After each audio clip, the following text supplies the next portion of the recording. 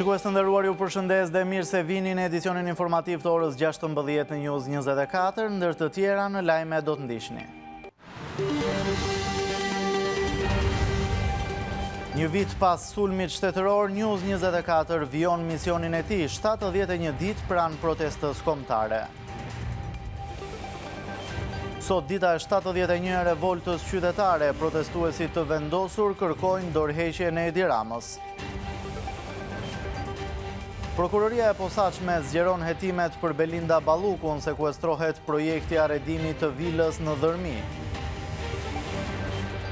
Zjarri rrezikoi Krujën, luftë me flakët gjatë natës, evakuohen banorët e 2 lagjeve, Barabit dhe Luban.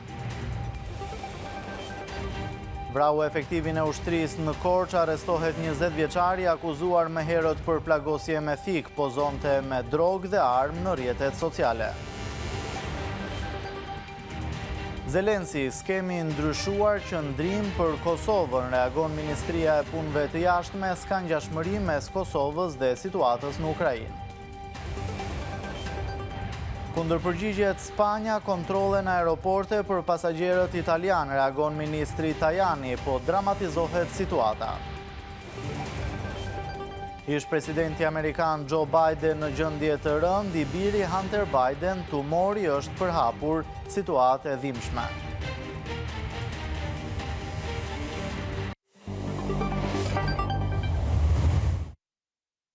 Njihemi tani më gjërësisht me lajmet. Sot shënohet një vit nga dita kur News 24 u nxor me forcë nga ambientet ku ushtronte emisionin e tij që prej krijimit. Më 9 gusht 2025 ndodhi një prej sulmeve më të rënda ndaj një medie në vend, kur gazetarët dhe stafi u penguan të hynin në redaksi, transmetimi u ndërpre dhe ambientet e televizionit u rrethuan nga forca policie dhe ushtrie, por një vit më pas, News 24 është ende në ekran, ende në terren dhe vijon misionin e tij për t'i informuar dhe denoncuar. Sot, ndërsa prej 71 ditësh vijon protesta qytetare ku kërkohet dorëheqja e kryeministrit Edi Rama dhe qeverisë së tij, News 24 është i vetmi televizion që i ka dhënë kësaj proteste hapësirë të plotë dhe mbulim të pandërprer. Një vit pas përpjekjes për ta heshtur, News 24 përgjigjet me të njëjtën forcë, duke vazhduar të flasë e të denoncojë.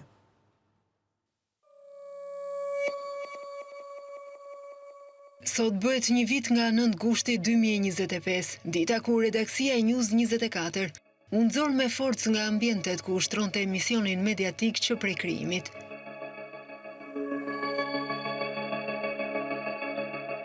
Përmes denoncimeve të vazhdueshme për korrupsionin në qeveri, abuzimin me pushtetin dhe shkeljen e ligjit nga njerëz me pushtet, News 24 prej vitesh ka nxjerrë në dritë të vërteta që shumë të tjerë i kanë shmangur.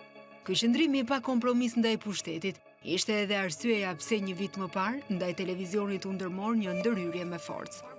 Në orët e para të mëngjesit të 9 gushtit 2025, pa një paralajmërim zyrtar dhe pa një proces transparent, ambientet e News 24 u rrethuan nga forca policie dhe ushtrie. Transmetimi u ndërpre. Gazetarët dhe punonjësit u nxorën nga godina dhe nuk u lejuan të merrnin mjetet e tyre të punës, kompjuterët, dokumentet dhe materialet profesionale. Institucioni e ti! Shteti për mua e ti, zotri! Arkiva dhe materialet të rëndësishme mbetën të bllokuara brenda godinës dhe u zhvendosën me kamion të ushtrisë. Një goditje që preku drejt për drejt punën e qindra punonjësve të News 24, por edhe të drejtën e publikut për t'u informuar. Është e paprecedent.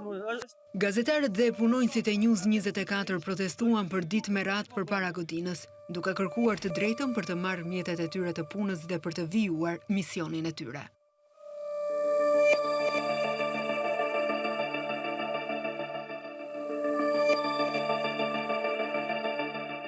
Por ajo që ndodhi më pas tregoi se një televizion nuk mund të mbyllet thjesht duke i mbyllur dyert e një godine. News 24 vijoi transmetimin jashtë mureve të tij, në kushte të jashtëzakonshme, në ambiente të improvizuara, me mjete minimale. Gazetarët dolën në terren dhe vazhduan të informonin publikun.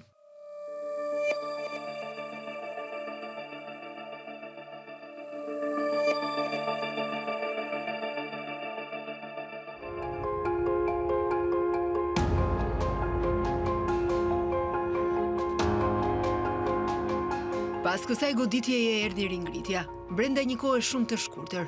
Botuesi i Focus Media News, zoti Irfan Hysen Belliu, riorganizoi stafin dhe News 24 rifilloi transmetimin. Dhe sot, një vit më pas, News 24 nuk është thjesht një televizion që ka mbijetuar, është një televizion që vazhdon të bëjë atë që bëri edhe në ditët më të vështira, të jetë në terren dhe t'u jap zë qytetarëve. Kjo është veçanërisht e dukshme sot, ku prej 71 ditësh përpara kryeministrisë zhvillohet një protestë pa ndërprerë, ku kërkohet dorëheqja e kryeministrit Edi Rama dhe e qeverisë së tij.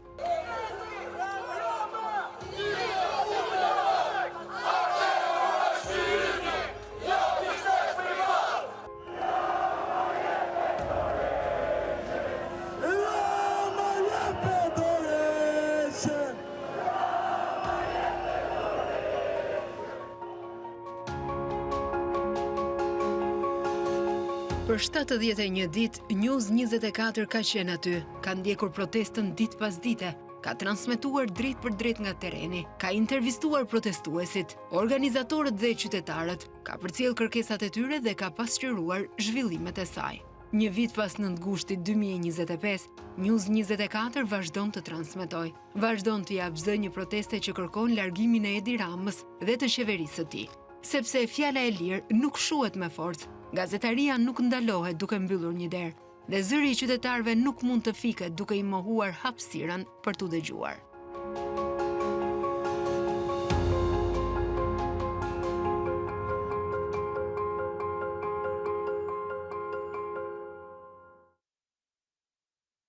Në këtë ditë, drejtoresha e përgjithshme e Focus Media News i drejtohet publikut me një mesazh.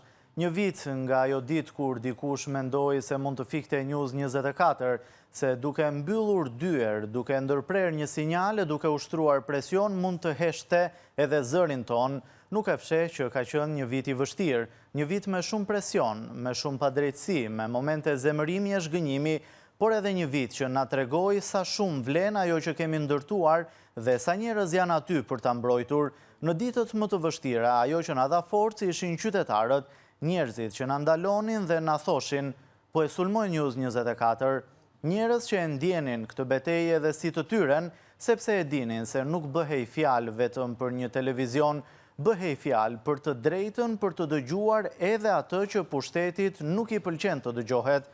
Na dhanë forcë edhe ata që erdhën nga jashtë, delegacionet e huaja që vizituan studiot tona, raportet ku pasqyrua ajo që po ndodhte, ftesat dhe takimet ku kuptuam se nuk ishin vetëm dhe se përpjekja për të heshtur një media të lirë nuk kalonte pa u vënë re. Sot, pas një viti e them me krenari, nuk u trembëm, nuk u kompromentuam, nuk ndryshuam për t'i pëlqyer askujt, nuk devijuam nga vija jonë editoriale edhe kur çmimi për ta mbajtur atë ishte i lartë, dhe ndoshta pikërisht për këtë, sot News 24 është më i fortë sepse kaloi një stuhi dhe qëndroi në këmbë, më i fortë sepse besimin e qytetarëve nuk ta jep pushteti dhe as nuk ta heq dot pushteti, ai fitohet çdo ditë. Një vit më parë tentuan të na fiknin, sot jemi këtu, me të njëjtin zë, me të njëjtën bindje dhe me më shumë arsye për të mos heshtur, sepse fjala e lirë mund të sulmohet, por kur ka njerëz që besojnë tek ajo, nuk mund të shuhet, mbyll mesazhin e saj drejtoresha Dhurata Çupi.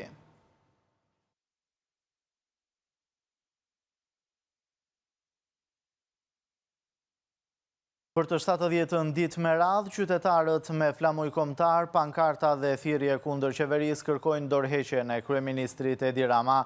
Krahas saj, ata kërkojnë krijimin e një qeverie teknike, ndryshime kushtetuese dhe garantimin e zgjedhjeve të lira dhe të ndershme.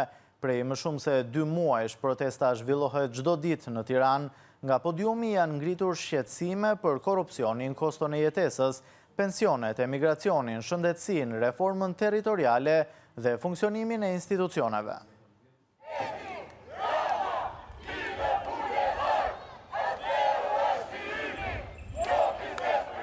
Qytetarët protestuan në ditën e 70, ku kërkesa kryesore mbeti dorëheqja e kryeministrit Edi Rama dhe largimi i qeverisë të drejtuar prej tij.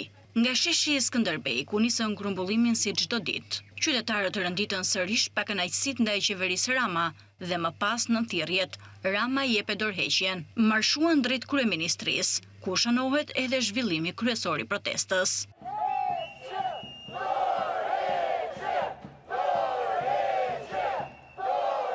Duke folur nga kryeministria, aktivisti Edison Lika njoftoi se një pjesë e diasporës do t'i bashkohet protestës në Tiranë nga datat 14 deri në 16 gusht, ndërsa theksoi se diaspora është e gatshme të rikthehet në Shqipëri sa herë vendi ka nevojë. Ata do të shpresin shesh në datat 14, 15 dhe 16 gusht. Shumë njerëz emigruan vitet e fundit sepse nuk ja dilin dot përballë këtij pushteti. Pra, duhet themi një zëri se ata njerëz u larguan nga kjo qeveri dhe ky model politik.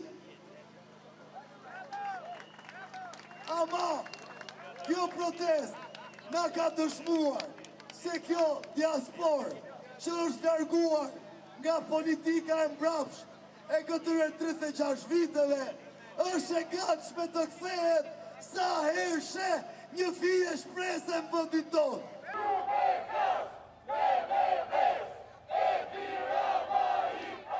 Ndërsa aktivistja Luciana Kokaj theksoi se prej 70 ditësh ka arritur të thyej frikën dhe të bashkojë qytetarët rreth kërkesës për ndryshim politik. Të gjithë pyesin se çfarë ka arritur protesta në 70 ditë. E unë besoj që kemi arritur shumë. Kemi vrarë frikën për 70 ditë.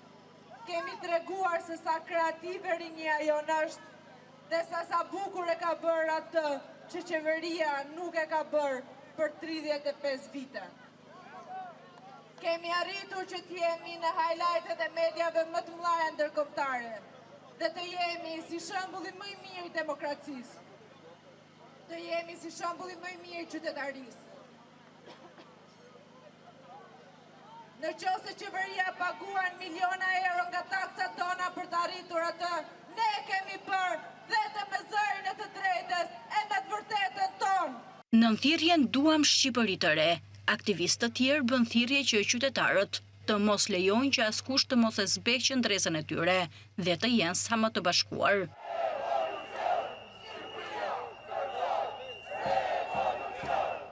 Dalja e çdo qytetari këtu është revolta e 35 vjetëve nga qeverit korruptive, mafioze, tradhtare dhe keq përdoruese. Në këto 70 ditë, lakej dhe çakej të pushtetit dhe të opozitës mundohen dhe luftojnë me çdo kusht të sulmojnë protestën dhe protestuesit nga të gjitha anët. Të njemi krenar të gjithë dhe mos të lejojmë që lakejnë, çakejnë dhe delirantët nga rrjetet sociale të zbehin vullnetin dhe qëllimin ton atë dhe dashës. Kjo thirrje është dëgjuar në të gjithë botën. Kjo thirrje është dëgjuar në çdo kancelari në të gjithë kryeqytetet e botës. Dhe bota përsëri hesht. Ku janë? Përse nuk flasim për këtë revolucion që po ndodh sot në Shqipëri? Përse? Kjo është një pyetje që u drejtohet atyre. Përse nuk flisni? Pse keni mbyllur kohën? Kush u ka mbyllur kohën? Ne shqiptarët në të gjithë historinë tonë e kemi qarë vetë rrugën e historisë. Dhe kështu do ta bëjmë përsëri. Të gjithë së bashku, ne si aktivist dhe ju si popull, të gjithë së bashku të bashkuar, do të çajmë të sistem dhe do të çajmë rrugën drejt fitores.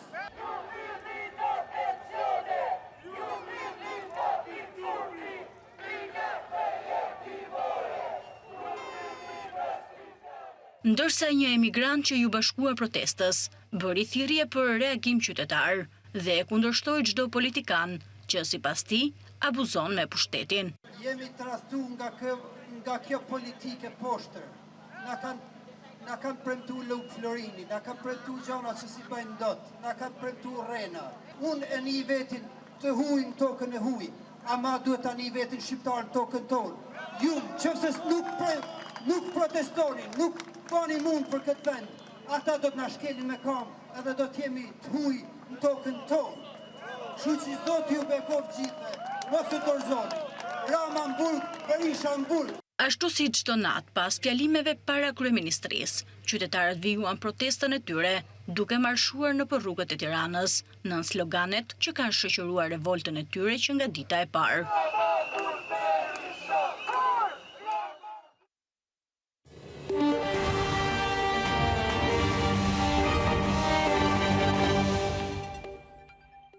Prokuroria e posaçme ka zgjeruar kontrollet në kuadër të hetimeve për ish zëvendës kryeministre Belinda Balluku duke sekuestruar projektin e arredimit të vilës në zonën luksoze në Dhërmi, për të cilën SPAK dyshon se është pasuri e fshehur.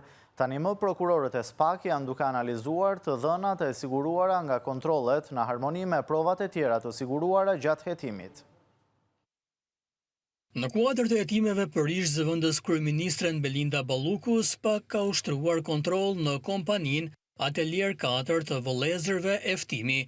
Burime për News 24 bën me dije se është sekuestruar projekti i arredimit që lidhet me vilën luksoze në zonën më ekskluzive në jug të vendit, për të cilët prokurorët e SPAK dyshojnë se është pasuria e fshehur e Belinda Ballukut, ish ministre e infrastrukturës dhe energjisë. Prokurorët e posaçëm janë duke analizuar të dhënat e siguruara nga kontrollet në harmoni me provat e tjera të siguruara gjatë hetimit.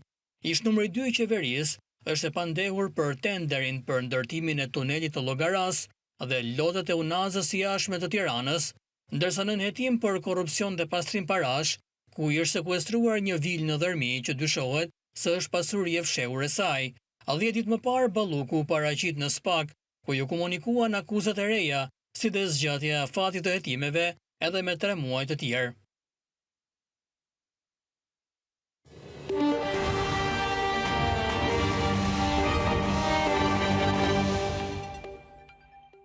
Zjarri për masave të mëdha që përfshiu mbrëmjen e shkuar Krujën është vënë nën kontroll mëngjesin e kësaj të diele.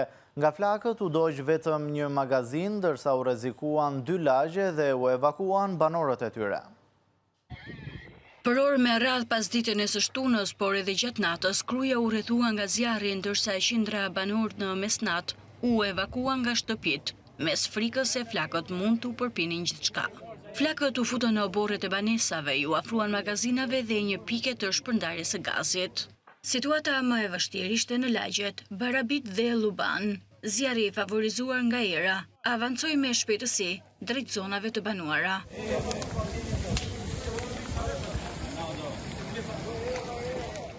Por mëngjesi kësaj të diele, gjithçka përreth banesave ishte shkrumbuar. Shtëpit fatmirësisht shpëtuan pa dëme, por gjithçka përreth tyre u shkrumbua. Pas natës së frikshme që kaluan, banorët e Krujës kanë nisur të kthehen në shtëpi.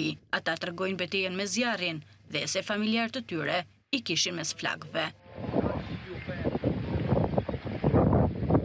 Isa kena për YouTube, mushu që më shpëton fëmijët, shpëton se çka që jenë këto mëram, vetëm shpirti janë e di. Sot me ron kalamajt mirë na 2 vjetrit. Po fëmijët, 2 dimë t'i kam pas mes flakësh, dam ka pas. Pak të gjithë kje, vetëm shpirti kanë shpëton. Se si kanë shpëton shpirti se di. Disa prej banorëve thonë se zjarrin u munduan ta vënë vetë në kontroll, pasi për shkak të flakëve u bllokua edhe rruga nga ku mund të kalonin zjarrfiksit. E morëm masa, patëm pruj kamion me 2 bota ujti dhe e kena mojt komplet situatën vetë. Zjarrfikset kanë hy shumë vonë, masi u ka shku këtë zjarri. Bllokun rrugë e zjarrfikse, s'kishe morë as i lloj mënyre me hy zjarrfikse. Ishit njerëzit këtë kush mund t'ikte më parë, këtë lagje u të merru. Tepër të rrezikum, plaka thonë nuk dalë për shtëpi, thonë le të ishe mrena. Ka qenë të merri papam. U futëm 2 krahat, rreth e rrotull shtëpisë, doli zjarri para, vazhdoi mori ajo magazinat e ujësjellësit, i zyrë tjetër aty prapë më parë. Ka qenë i kaos i papam. Këto pamje tregojnë atë se çfarë zjarri për masave të mëdha la pas. Sipërfaqe të tëra me bimësi u dogjën, ndërsa gjithçka rreth e rrotull banesave u shkrumbua. Flakët u afruan edhe në spitalin e Krujës, duke detyruar evakuimin e pacientëve drejt Tiranës. Në 5 lagje të Krujës, u ndërpre edhe energjia elektrike. Gjatë gjithë natës, mbi 200 efektiv zjarfikës dhe mbi 200 efektiv të forcave të armatosura ishin në terren në luftë me flakët. Ndërsa me zbardhjen e ditës, këtë të diel aktive mbetën 2 vatra të vogla zjarri, për të cilat po punohet me helikopter për shuarjen e flakëve. Për zjarrin u arrestua 73 vjeçari Qemal Berhami. Sipas policisë, ai kishte ndezur zjarr pranë banesës së tij për të djegur disa barishte, por duke u ndihmuar edhe nga era e fortë, flakët dolën jashtë kontrollit dhe u përhapën me shpejtësi, duke vënë në rrezik një pjesë të Krujës. Një zjarri për masave të mëdha përfshiu gjatë natës një sipërfaqe me pyje dhe shkure mes fshatrave Andon Poçi dhe Hund Kuq në Gjirokastër, duke rrezikuar për hapjen e flakëve drejt zonave të banuara. Alarmi u dha në orën 22:38 minuta nga një qytetar, ndërsa në terren u nisën fillimisht 2 grupe zjarfikse. Me mbërritjen në zonë u konstatua se zjarri ishte përhapur në 3 vatra aktive në 2 kodra të ndryshme, duke bërë situatën veçanërisht të vështirë. Terreni malor dhe i thyer, i mbuluar me shkure dhe bimësi të dendur, e bëri të pamundur ndërhyrjen me automjete zjarfikse. Përballja me zjarrin zgjati rreth 7 orë. Pas ndërhyrjes gjatë gjithë natës, vatrat u shuan plotësisht rreth orës 5:30 minuta të mëngjesit. Nga të dhënat e deri tanishme nuk raportohen dëme në banesa apo persona të lënduar.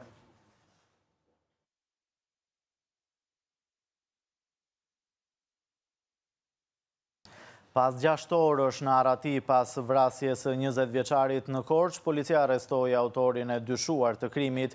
Në dëshminë e parë para grupit hetimor, Kristian Stereo tha se konflikti lidhej me disa episode që nisnin nga ngacmimi të dashurës e deri te motivi banal se kush ishte më i forti i lagjes.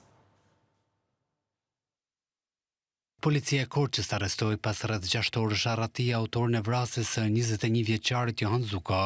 Kristian Stereo u arrestua në afërsitë e banesës së tij pasi ishte kthyer për të marrë para, ndërsa forca të shumta policie përfshira të Renea ishin vënë në ndjekje të tij më njëherë pas krimit, që u regjistrua rreth orës 16:30 minuta të së shtunës. Kristian Stereo i njohur për forcat e rendit pasi është arrestuar më herët për plagosje me thikë dhe i njohur si problematik në zonë, thot para grupit hetimor se ka pasur konflikte të vazhdueshme me Zukon dhe së fundmi, siç pretendon ai, i kishte ngacmuar të dashurën, por krahas këtij konflikti hetuesit po marrin në konsiderata dhe përplasjet e mëparshme mes dy të rinjve, të cilët dyshohet se kishin pasur debate për shkak të pretendimeve se kush ishte më i forti i lagjes. Sipas të dhënave të deri më tanishme nga hetimi, autori dyshuar dhe viktima ishin konfliktuar verbalisht disa ditë para ngjarjes. Sipas dëshmisë së autorit, ditën e shtunë ai ka marrë armën dhe ka shkuar në ndjekje të 21 vjeçarit, ndërsa e ka qelluar me një plumë pas shpine, që rezultoi fatal për efektivin e forcave të armatosura. Pas arrestimit të Stereos është sekuestruar dhe arma e vrasjes e llojit Kalashnikov. Autori i vrasjes ishte aktiv edhe në rrjetet sociale, duke publikuar foto me lëndë narkotike, kanabesi dhe armë zjarri.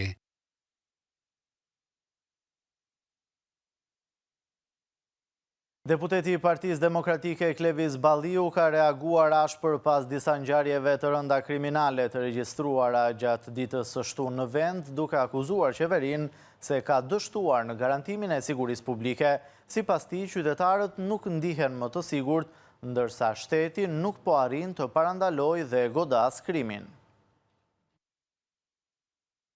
Qytetarët nuk janë më të sigurt as në rrugë, as në qytet, as në institucionet e sigurisë së lartë pas hekurave të burgut, ndërsa krimi vepron me një guxim që nuk do ta kishte nëse shteti do të ishte realisht në këmbë.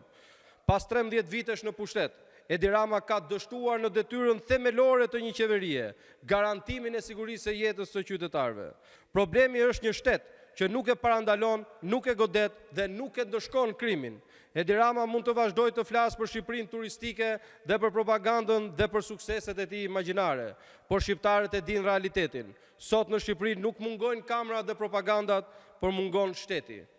Rendi publik nuk mund të jetë peng i interesave politike dhe i lidhjeve të krimit. Shqipëria ka nevojë për një shtet që lufton krimin, jo për një pushtet që bashkëjeton me të.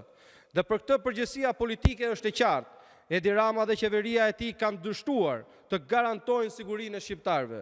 Ata mira qytetarë që protestojnë prej 70 ditësh kanë dalë ndër të tjera edhe për rendin dhe sigurinë e munguar. Thirrja e tyre kryesore, Rama jep e dorëheqjen, jehon sot më shumë se kurrë pas kronikës të së shtunës të mbuluar me gjak. Shkëputemi tani për publicitet, rikthehemi pas pak me të tjera zhvillime.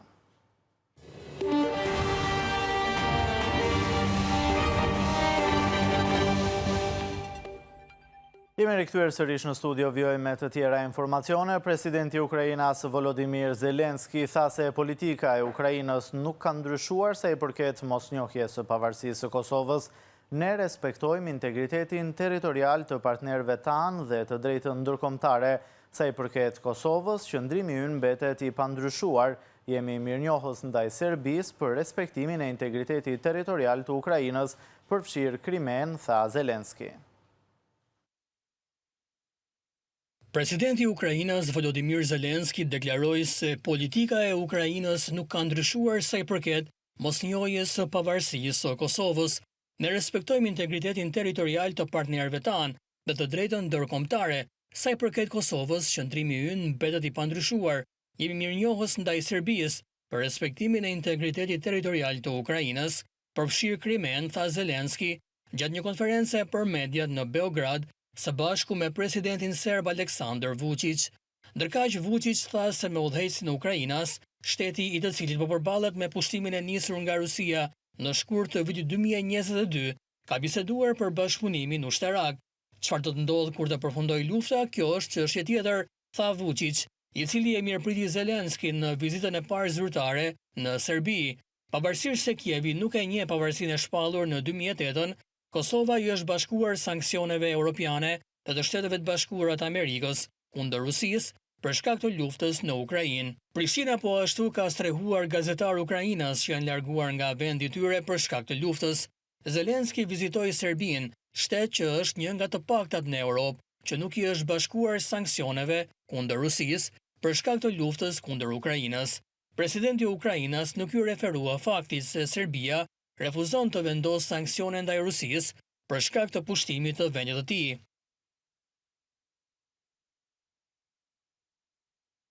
Ministria e Jashtme e Shqipërisë reagoi pas deklaratave të presidentit të Ukrainës në Serbi, Volodymyr Zelensky, sipas të cilit Kievi nuk do të njohë pavarësinë e Kosovës.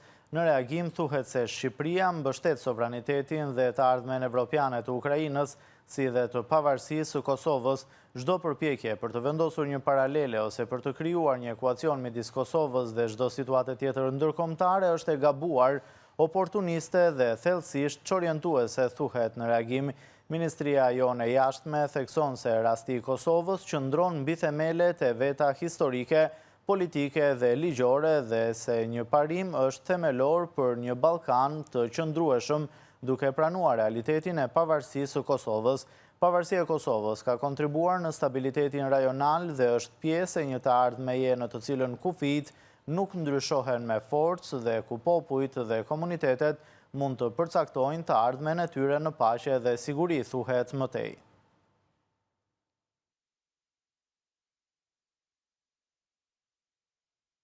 Kryetari i Komunës së Prishtinës, përparim Rama, ka publikuar pamje teksa nga hapësira publike në kryeqytet largohet mbishkrimi Ukraina e lirë. Kjo pasi presidenti Zelensky një ditë më parë tha se Ukraina nuk ka ndryshuar qëndrim ndaj Kosovës, ndërsa ka publikuar pamjet, kryetari i Komunës së Prishtinës shkruan se shteti i Kosovës duhet të respektohet kur Kosova nuk respektohet, kryeqyteti Prishtina përgjigjet gjithmonë njësoj.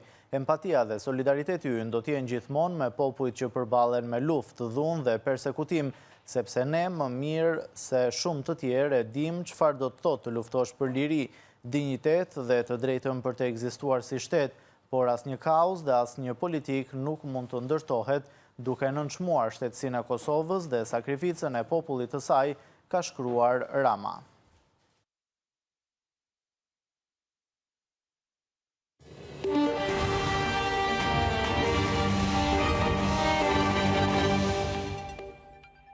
Ndalemi tani te zhvillimet nga bota. Spanja vendosi kontrollet kufitare për pasagjerët nga Italia në 6 aeroportet më të mëdha të vendit. Në ditën e parë të rivendosjes së kontrolleve kufitare, disa qytetarë italianë u ndaluan nëpër aeroportet dhe portet spanjolle për arsye nga më të ndryshmet, siç është mungesa e mjeteve të identifikimit.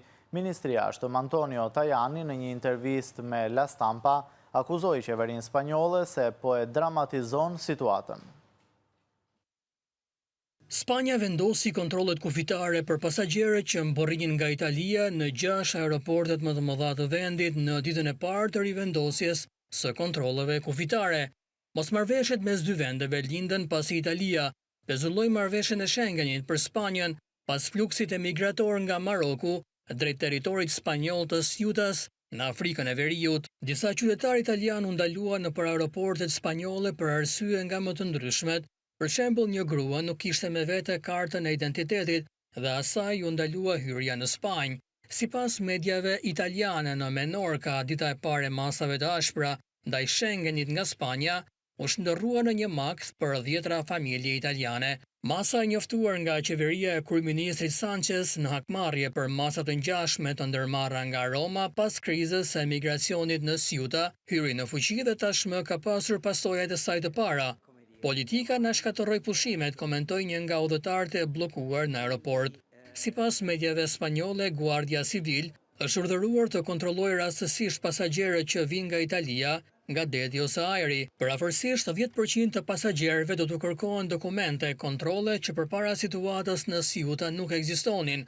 Ndërkohë zëvendës kryeministri dhe njëkohësisht ministri i jashtëm i Italisë Antonio Tajani në një intervistë me La Stampa deklaroi është Sanchez ai që ka dramatizuar tepër situatën. Hakmarrja e Spanjës është e papranueshme, shpresoi që të revokohet së shpejti. Ne do ta rivendosim zbatimin e marrëveshjes së Schengenit sapo të kalojë rreziku. Ekziston një kërcënim xhihadist. Rreziku, siç thotë edhe shtypi spanjoll, janë lëvizje dytësore të jo marokenëve, u shpreh Tajani duke theksuar se ne nuk kemi ndërprer marrëdhënie diplomatike mes dy vendeve. Spanja tha të premten se kontrollet kufitare për fluturime dhe anijet nga Italia do të mbeten në fuqi deri më 7 shtator. Djali i ish-presidentit Joe Biden, Hunter Biden, i tha BBC-s të premten se tumori i babait të tij është përhapur duke përshkruar situatën si shumë të dhimbshme. Në maj 2025, pasi Biden u largua nga detyra, zëdhënësi i ish-presidentit njoftoi se ai ishte diagnostikuar me një formë agresive të kancerit të prostatës. Djali i ish-presidentit Joe Biden, Hunter Biden, i tha BBC-s se kanceri i babait të tij është përhapur, duke përshkruar situatën si shumë të dhimbshme. Është vërtet e vështirë, i tha Hunter Biden transmetuesit britanik për gjendjen e babait të tij në një intervistë televizive. Është vërtet e trishtueshme për tu parë. Kanceri është përhapur përtej kockave të tij dhe mëtej.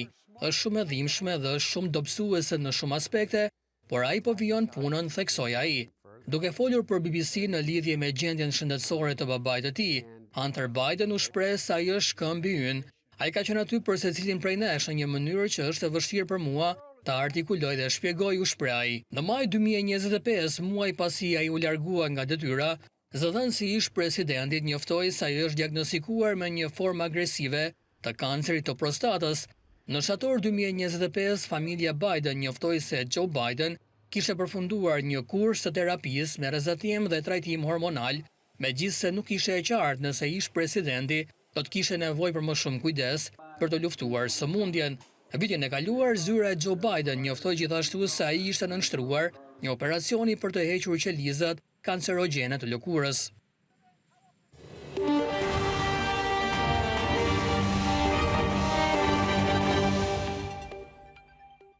Porti i Vlorës vijon të përballet me fluks të shtuar gjatë këtij sezoni turistik. Vetëm gjatë kësaj të diele mbërritën në port rreth 1980 pasagjerë me 700 automjete, ndërkohë policia kufitare ka shtuar numrin e sporteleve për të përballuar numrin e lartë të lëvizjeve. Mes të ardhurve dominojnë turistët italianë.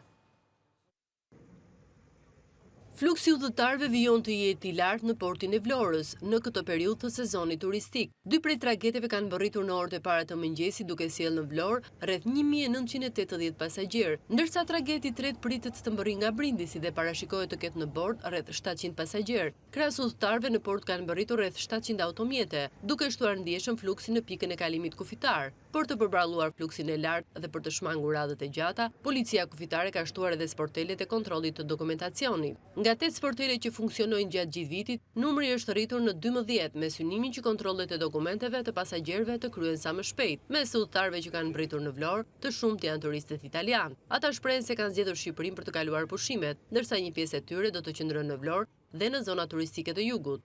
Jemi nga Napoli dhe kemi ardhur për pushime në Shqipëri. Këtu është kunata jon, kanë bërë një itinerar se ku do të shkojmë. Po, kemi ardhur për pushime me familjen, është hera e parë që vim në Shqipëri, do të qëndrojmë në Vlorë. Kemi ardhur për turizmin dentar. Per vacanza. Roma. Kam ardhur për pushime, vi nga Roma dhe jam për herë të parë në Shqipëri. Kemi dëgjuar fjalë të mira dhe vendosëm do të qëndrojmë në Vlorë 15 ditë. No, è la seconda volta. Dove andate? Per vacanza o Per vacanza, sì. Vi për herë të dytë për pushime në Shqipëri, jam nga Bari. Do të bëjmë një udhëtim nëpër Shqipëri që të njihemi me vendin. Nuk kemi një program vetëm aventurë. Kemi ardhur me 3 motorra, do të qëndrojmë për 3 javë. Brindisi. Vim nga Brindisi dhe do të qëndrojmë në Vlorë e Ksamil. Jemi përballë, jemi shumë afër. Fluksi i lartë i pasagjerëve dhe automjeteve pritet të vijojë edhe gjatë ditëve në vazhdim, ndërsa porti i Vlorës mbetet një nga pikat kryesore të hyrjes së turistëve që vijnë nga Italia drejt Shqipërisë.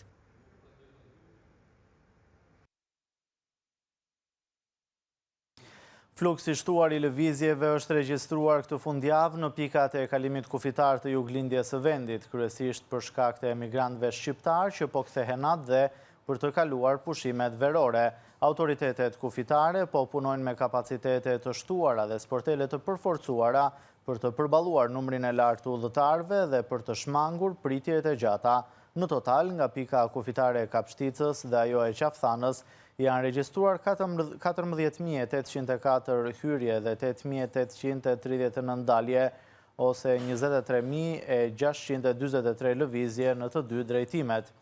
Kapshtica ka shënuar numrin më të lartë të kalimeve me mbi 8.000 pasagjerë në hyrje dhe mbi 3.000 të tjerë në dalje. Fluksimi i lartë në hyrje lidhet me kulmin e sezonit veror dhe ardhjen e emigrantëve që jetojnë e punojnë jashtë vendit.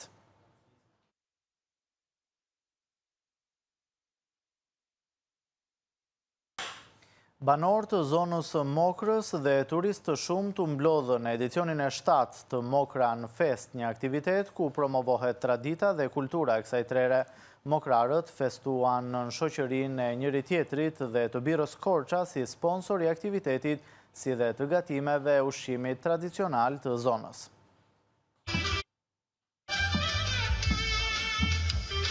Është zhvilluar në Pogradec edicioni 7 Mokran Fest, një aktivitet që çdo vit bashkon banor, vizitor dhe turist për të promovuar traditat, kulturën dhe bukuritë e zonës së Mokrës. Këtë vit pjesëmarrja ka qenë masive, ndërsa atmosfera e festës është shoqëruar nga muzika, tradita dhe një prej produkteve më të preferuara të pjesëmarrësve, bira Korça, bira e parë shqiptare, që është edhe një nga sponsorët e aktivitetit. E ftohtë dhe e freskët bira Korça ka qenë pjesë e festës, duke u shijuar jo vetëm nga vendasit, por edhe nga pjesëmarrës të ardhur nga Greqia dhe Italia. Për shumë prej tyre një gotë birë është kthyer në shoqëruesin ideal të kësaj feste, mes muzikës, ushqimit tradicional dhe atmosferës së ngrohtë të Mokrës.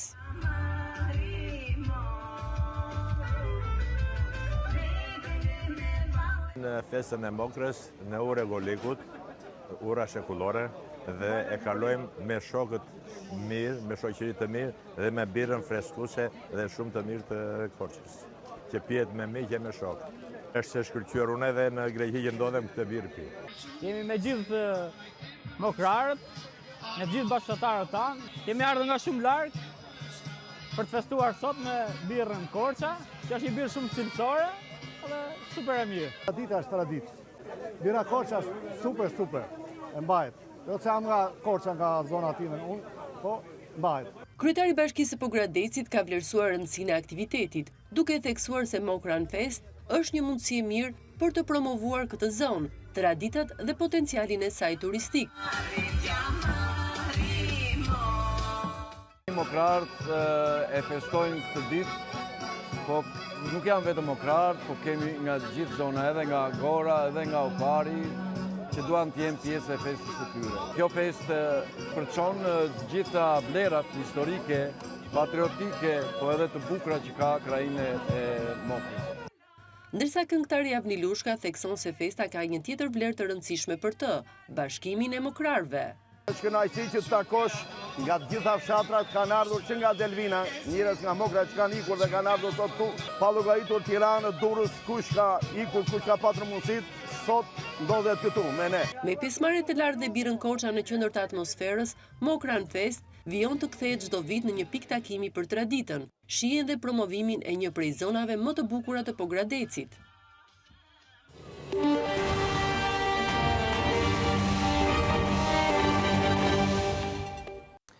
Dhe me këtë lajm kemi mbritur kështu në fund të edicionit informativ, por ju rikujtoj se për zhvillimet më të fundit nga vendi, rajoni dhe bota, jo mund të klikoni në balkanu.com për të njohur me lajmet në kohë reale dhe për të ndjekur në live stream News 24 në çdo moment. Faleminderit për vëmendjen, bashkë shihemi në edicionin e radhës.